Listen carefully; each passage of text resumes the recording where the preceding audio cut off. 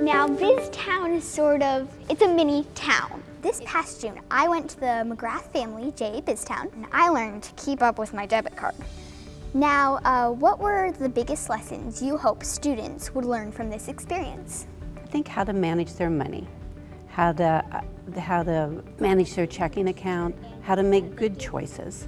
And I think it's great that the young people here are learning this in the 5th grade. Yeah, I think that's very important.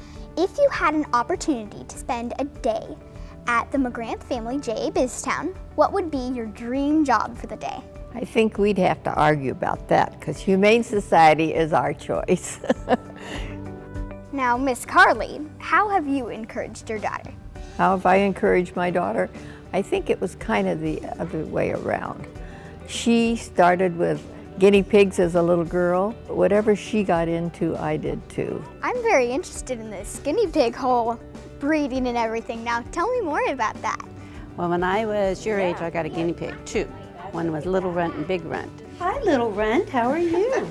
They just kept breeding, so we ended up with more and more guinea pigs, and they were all kind of black and white, so we found a place down in San Diego named Miss Denio, and we would take a dozen or 2 down there, and I would sell some and trade some and get different colors. Yeah, it wasn't a money operation, but it ended up making money, and it was kind of a byproduct from it. And then there's Kaiser Permanente. When you were my age, and even now, who were your role models? If I think about it now, you know, my mom was probably always a really great role model to me in the financial end because she was a great saver. She always had money in her pocket. She always had money somewhere. And I always learned to put money away.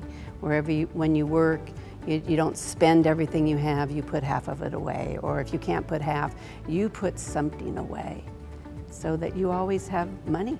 Now, Miss Carlee, what did you really think when you were my age? When I was your age, I lived up in Descanso.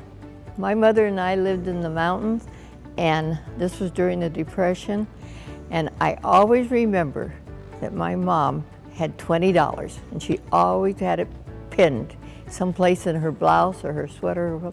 And in those days, $20 was a lot of money, but I never remember us not having some money. So it started with my mom. This is like a sort of example. Everybody has a choice of how they spend their money.